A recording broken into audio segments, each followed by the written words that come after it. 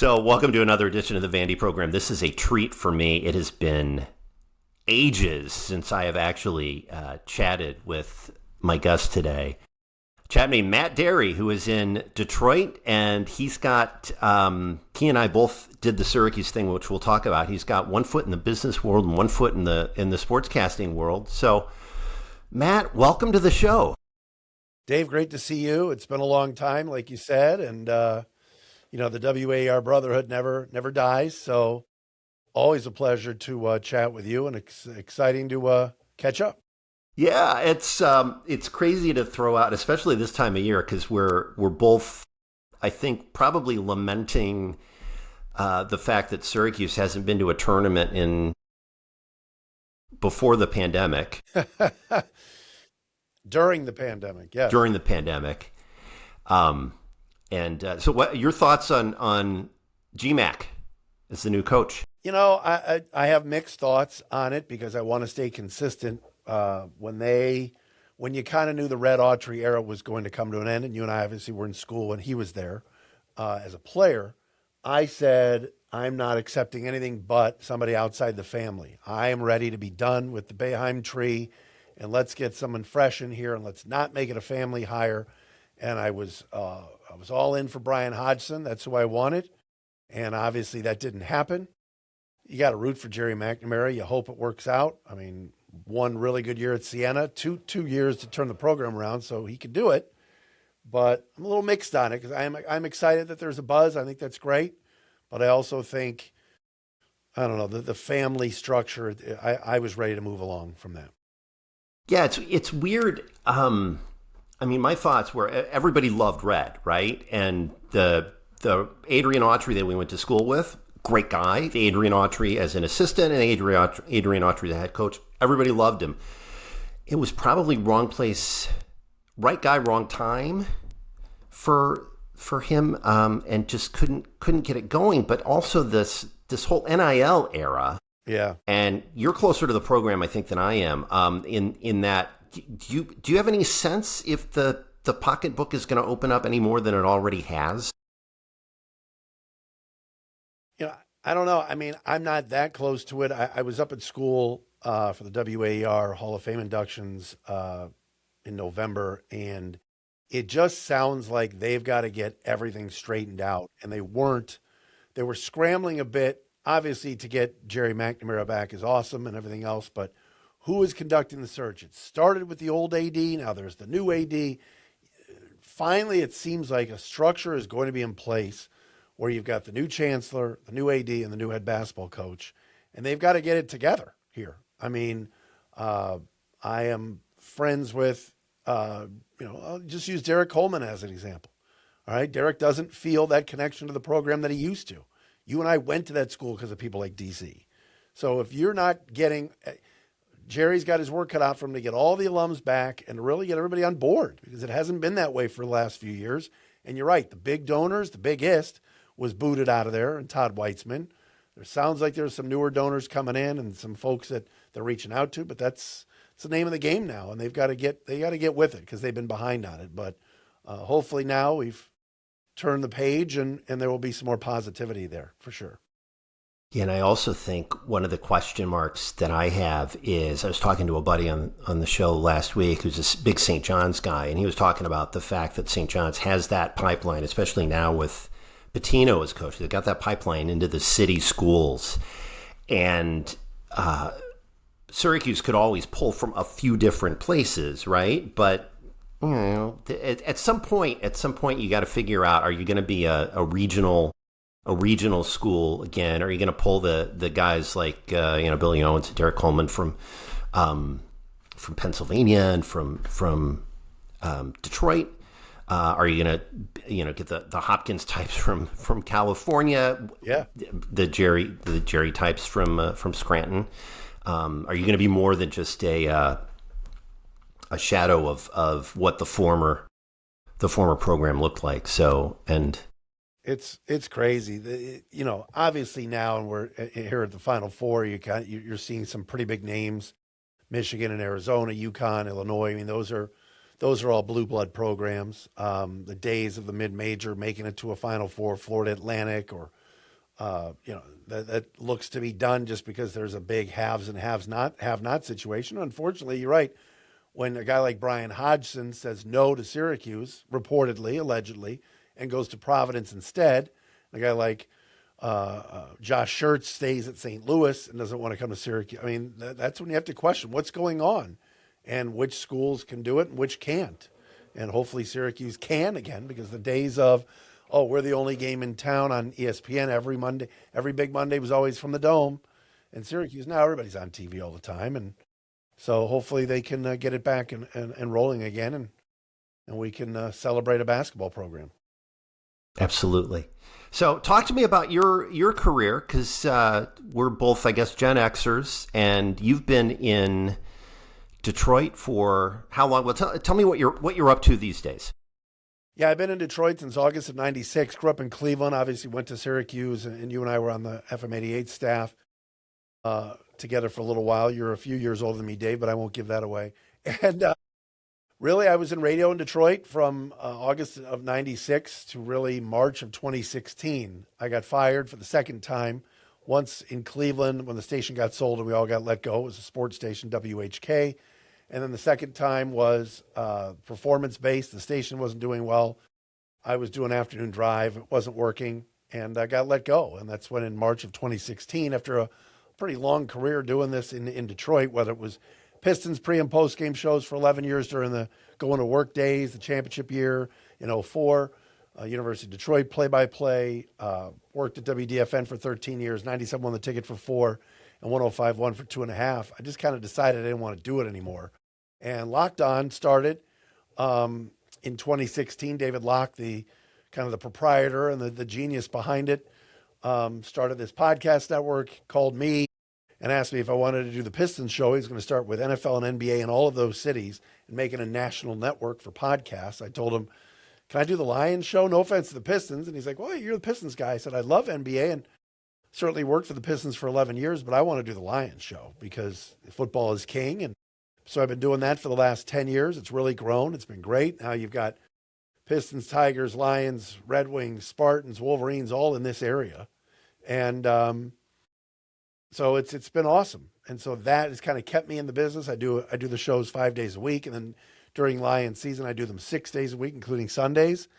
But I kind of got out of the radio racket 10 years ago and taught for 3 years at U of D Jesuit High School, same high school that brought us Cassius Winston and some great athletes in the past.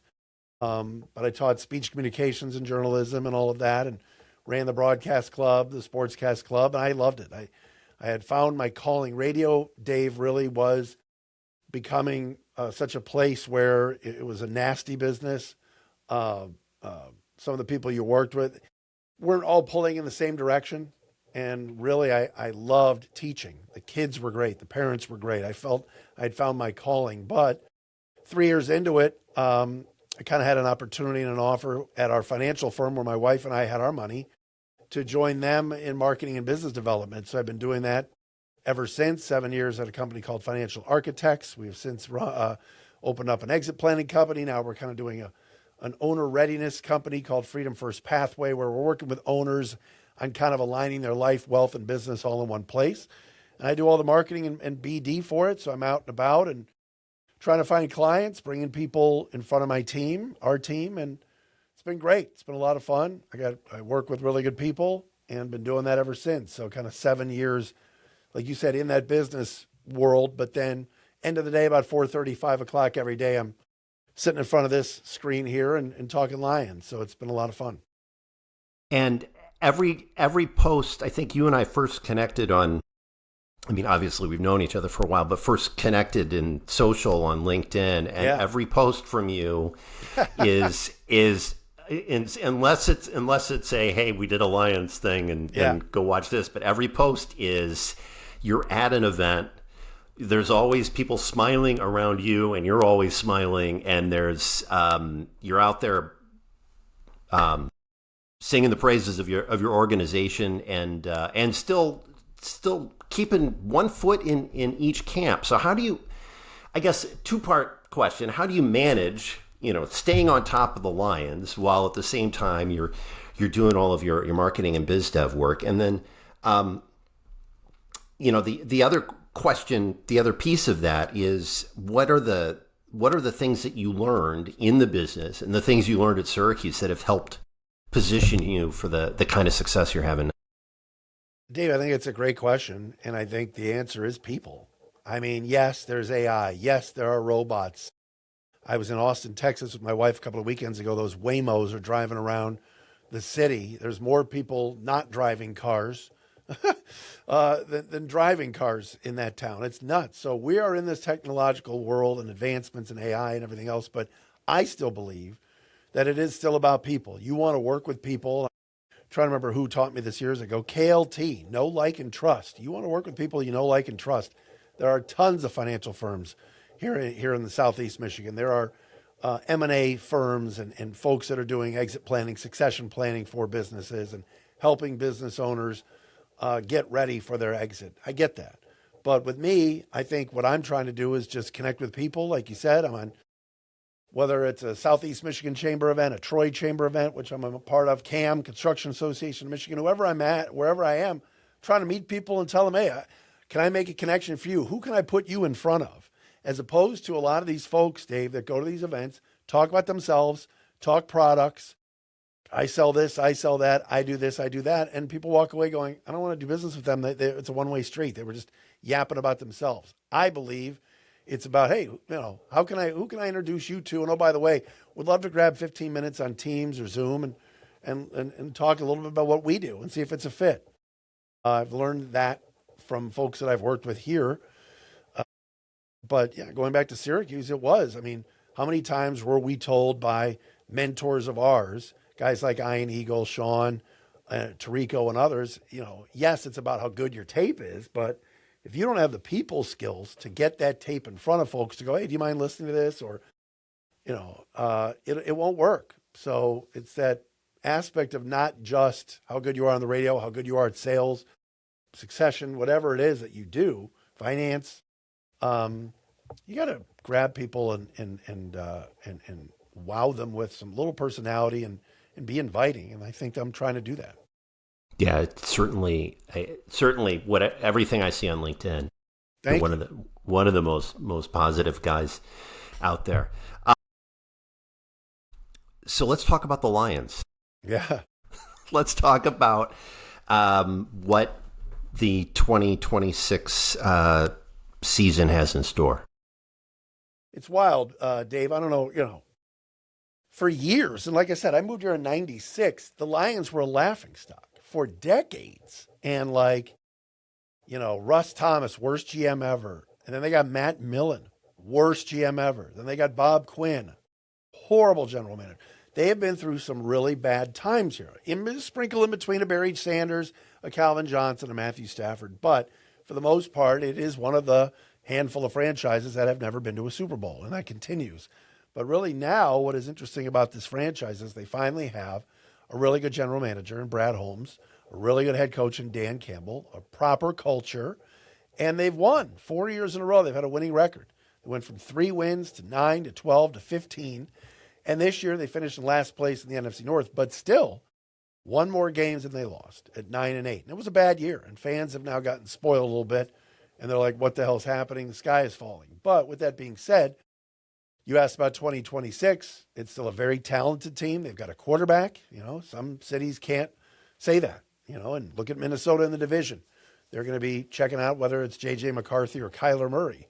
The Bears finally have one. The Packers have one. So Lions have a quarterback in Jared Goff. They've got really good skill players, and they've got a nice culture. The question now is, can they get back to where they were a couple of years ago, which was the NFC Championship game with a chance at the Super Bowl? And only time will tell. You got to stay healthy, but it's been a fun team to watch and talk about every day. People are into it. They are the number one team in this town. I know that there was the Hockey Town moniker for many years with the Red Wings. The Red Wings, I would say, are number 3 in this town behind the Tigers and the Lions, and then the Pistons are 4th. But Detroit all of a sudden has sports again that are respectable and relevant. Lions are relevant. Tigers should win the division. Red Wings are a playoff cusp team again, but at least they're watchable. And the Pistons are the number 1 seed in the East. So, and Michigan's good. Football and basketball going to the Final Four. And Michigan State is it's going through a little rough patch now, but they have always had Tom Izzo. So it's a great sports market, and I've been, honored to have been here this long. Is there any buzz? You mentioned Michigan State. Is there any buzz attached to Coach Fitz, who came from, I'm in suburban Chicago. Coach Fitz came from Northwestern and finally landed at Michigan State. Are people talking about that? A little bit. I think that finally, for the first time in a little while, Michigan State football doesn't have a joke of a coach. And I hate to say that because Jonathan Smith seemed like a nice guy from Oregon State, but that just was a disaster. And before that, Mel Tucker, oh my God. So Google that one.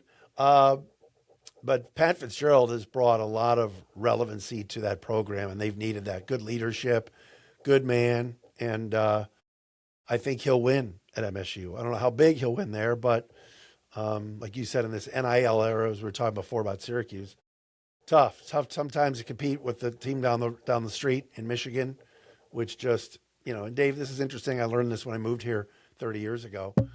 This town loves the Wolverines. There's so many, as people say, Walmart Wolverines here. Hey, did you go to Michigan? No, but I love Michigan. I grew up, there's so many fans that love the Wolverines because that's what they grew up watching and listening to, and that's what their dads and granddads liked, but many of their fans didn't necessarily go there. So MSU has that to battle, their own demons, and then school up the road is very popular. You talked about the Lions culture, and I want to sort of circle back to that because that seems to be kind of the big thing outside of Detroit. I would imagine is you look at the team, and the team is personified in the Lions case by the head coach, and Dan Campbell is an intense but also cool dude. So give me a sense, if you could, of if you had to explain to an outsider what's the culture like, and how has Coach Campbell been able to will his team into relevance again? No, it's a great story because when he got the job, and he talked about biting kneecaps in his opening press conference, everybody laughed and went, "Oh my God." SOL, as it's known in this town, same old Lions. They've hired a meathead soundbite machine. He won't know what he's doing. Biting kneecaps. This is embarrassing. And, you went from a coach that the fan base despised in Matt Patricia to a guy that was talking about biting kneecaps, and you weren't just sure if this is just another spoke in the wheel or whatever, in terms of laughing stocks. And what he has done is he has found the right magic with, first of all, he hired really good coaches around him.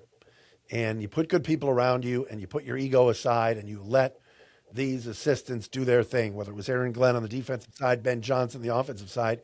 It was really refreshing to see a guy that put his ego aside as the head man to allow his coaches to coach. And he had an amazing staff that year, again, that they went to the NFC Championship game in 2023 and were 30 minutes away from winning that game. You had great assistants. You had Ben Johnson, Aaron Glenn, Hank Fraley, Antoine Randall L. The list goes on and on of just really popular assistants. A lot of them have moved on to higher positions with other teams. So it goes to show that, wow, teams are actually poaching coaches and front office personnel from the Lions. That never happened, ever. There was always that running joke here that once a Lions head coach left, they would never be a head coach again. And that remains to this day. I know it was a little close earlier this year when Jim Schwartz, the former head coach here, nearly got the Browns head coaching job, but that didn't happen. So the streak continues. With that being said, what Campbell has done, Dave, he's mixed the meathead former player thing with smarts and trust and putting his guys in the right position, veteran leadership, letting Jared Goff do his thing, Penei Sewell, for years Taylor Decker, who's not going to be back with the team this year, but and the guys trust him, and it is refreshing. And he had to make some tough decisions his first year and this past year, replacing the offensive coordinator midseason and taking over the play calling duties. But yet those coaches stayed on for the rest of the year, which is a testament to him. And so it's worked out. Like I said, this past year to go 9-8 and finish in last place and not make the playoffs was a massive disappointment. But yet people realize they still trust this man and his speech and his voice, that they'll get it back and turn it around this year. Speaking of turnarounds, what about the Pistons? What about their shot in the postseason? Well, it all hinges on Cade Cunningham's health. Like I said, I was around the team for 11 years, and I always go by coaches in terms of how I count. When we started doing the pre and post game shows on WDFN, we got the rights to the team. It was Rick Carlisle for 2 years, Larry Brown for 2, Flip Saunders for 3, Michael Curry for 1, John Kuester for 2, and Lawrence Frank for 2. And so they went through a lot of coaches, but they won. You know, Flip won. Larry Brown obviously won it all. Rick Carlisle won Coach of the Year in 01-02 and did maybe the best coaching job I've ever seen a coach do, until Kurt Cignetti hit Indiana. Obviously, that's the best. But Pistons are really they're holding their breath that Cade Cunningham's collapsed lung will be fixed. I don't really know what the terminology is there. I'm no doctor, David, but he's awesome and an MVP candidate. So it's cool to see the Pistons relevant again. Again, front office and coach, Trajan Langdon, JB Bickerstaff, just aligned, total pros. And Pistons went through a rough patch with, after Joe Dumars left, GM and coach combos. It just was not working out. But they've done great, and now it's a matter of if Cade is healthy, can they make a run in the East? Of course. And it's exciting to be a Pistons fan again. So, last couple things. I'm sure you talk to a lot of young, aspiring, well, I talk to more people wanting to get into just communications broadly. I've done PR my whole career. But people who aspire to one day sit in your seat and do what you do as a guy covering the Lions for as long as you've been doing it and covering Detroit sports. So what advice would you give to the youth of today that wants to break into your business? Well, broadcasting is very difficult, and I stay in touch with the WAER kids. So again, for your viewers and listeners, obviously that's the student station at Syracuse, and for years it was just a feeding ground for these teams, for these schools, networks to bring these guys on. And obviously some of the younger guys are doing quite well right now, whether it's Noah Eagle or Kevin Brown, any that does the Orioles and ESPN. You and I were at school with Dave Pasch and others that are killing it. But it's a changed game now. I met a lot of kids in November when I was up there for the induction ceremony. I helped, I introduced Andrew Siciliano and inducted him. But it was a lot of these guys want to do sports talk. They don't want to do play-by-play anymore. They don't want to go to a sports station, start as an update guy, or they want to do the talk shows. And they already have experience. You and I, when we were at AER, there wasn't any Orange Overtime or any Ostrom Avenue podcast that they have now. And a lot of these guys want to do the hot takes and get on Barstool or wherever else. And to me, I tell them all the time, you've got to be able to talk to us, the alumni base, and stay in touch with people like us. My son is 25 and also kind of job searching right now in a different area in sport management. I tell them all the time, you can go on all these websites, Indeed, and Teamwork Online, and apply for jobs, but you got to talk to people. Most of these jobs that are out there, it's who you know, and again, know, like, and trust, but it is who you know and it's connections. That Pawtucket Paw Sox or whatever, how many for years, whether it was Jagler, whether it was any of these guys that knew people, and it was a Syracuse pipeline. Syracuse Mets, same thing. Who you know. Yeah, your tape is important, how you sound. Yeah, you've got to be good on the air.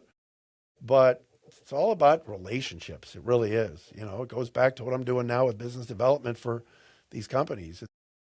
It's getting in front. Yes, the tape's got to be good. And, this guy's sounds so good. But in the end, it is still about relationships. I know there's stuff online about Noah Eagle being Ian's son. Noah's damn good. But you know what? When Noah went to the Clippers to interview, Ian had nothing to do with it. His dad had nothing to do with it. Noah knocked out the interview. He did a great job in just talking and having a personality.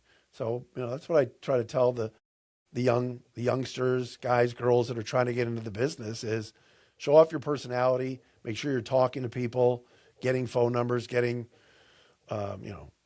instant messages, whatever it's got to be to stay at the front of the line. Just sending your tape to WIP or WFAN or 97.1 here in Detroit probably isn't going to be good enough. Are the PDs even listening to those tapes anymore? Or is it just, hey, somebody that knows somebody put in a phone call for you, and that gets you to the front of the line? Yeah, I hear you on that. And that's great. That's great advice, too. I've always kind of leaned on, try to be the person that somebody else would want to have a beer with. Exactly. And if you're not that person, then pretty much, you're gonna need to fix something about yourself if that's the case. So, give me a final thought on just in general what you think is coming down the pike for Detroit sports, the whole calendar for this year. Well, like I said, Dave, I mean, this town loves the Lions. And right now, currently, certainly people are hopping on the Michigan basketball bandwagon. They are 80 minutes away from a national championship, something that obviously they haven't done since 1989. Fab Five didn't do it. John Beilein had some great teams. They didn't do it. So that's exciting around here. People are engaged. It's not a great college basketball town per se. You go to Storrs, Connecticut, you go to Hartford. You've been up there, that's what they're talking about.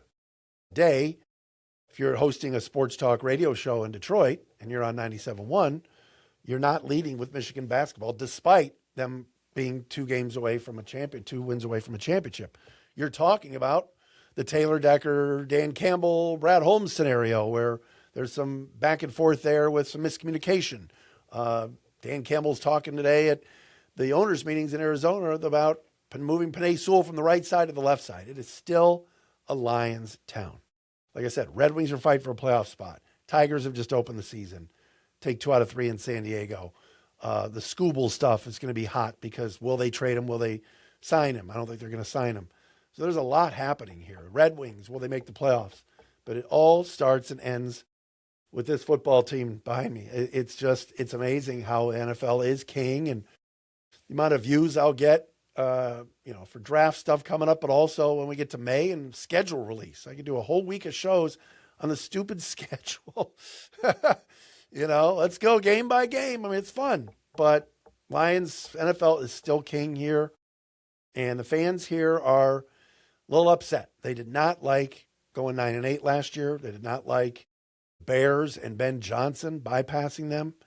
And they're not happy with the free agent signings because it wasn't splashy. So when we get to the draft, I'll tell you this, if at number 17, the Lions take a cornerback or something and don't take an edge rusher or an offensive lineman, this town will revolt. This fan base wants an edge rusher opposite of Hutchinson. They want an offensive lineman. But I love the passion. It's awesome. And it's a great football town. And Ford Field just rocks. I was there for that first playoff game that they had a couple of years ago when they hadn't hosted a playoff game since 93. And it was Matthew Stafford coming back. And it was just as electric an environment as I could ever remember. And so I guess that wasn't my last question. The last question. That was the penultimate question. The last question is give us the elevator pitch on Financial Architects. So right now, it's a company that has been around for the last 40 years. And basically, there are so many financial, outlets for people. And I need an advisor. I always tell people, if they have an advisor, I always say, so you have a financial advisor? They say, yeah, I'm working with my wife's brother for the last 20 years or whatever it is. And I always say, do you have a financial architect? And you know the answer. They all say, no, what is that? I said, what if we could simplify the complexity of your money decisions? Every decision that you make, but most of them have to deal with money, right?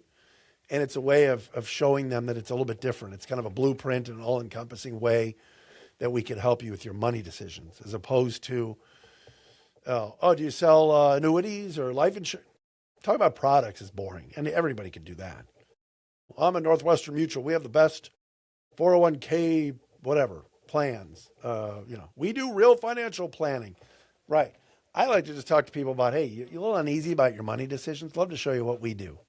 And at least it gets them in the door. And like I said, with FFP, with our new company that we're starting now with Freedom First Pathway, it's helping business owners kind of get out from feeling overwhelmed and kind of helping them align everything in one place. So you've got advisors, financial advisor, an M&A attorney, a CPA, and they're all saying different things. What if you could put it all together in one place and feel a little bit like you could exhale a little bit, not so overwhelmed? That's what we do at FFP. So when I'm out and about, Dave, and you see me on LinkedIn, you're getting my spiel right here on your podcast. It's awesome. Matt, it's been great reconnecting after all these years. We'll be sure, I'll be sure not to be so much of a stranger for so long. And next time I'm in Detroit, the beverage is on me. Would love to see you. It's been, literally you graduated in 92. Correct. Did you come back at all those few years that I was still there? Or no? No, I was a bad alum because my first trip back was November. It was a Halloween weekend, 2024 for homecoming. Wow, that was the Virginia Tech game. That was the big overtime, big comeback in overtime, and all that fun stuff. So yeah, I was.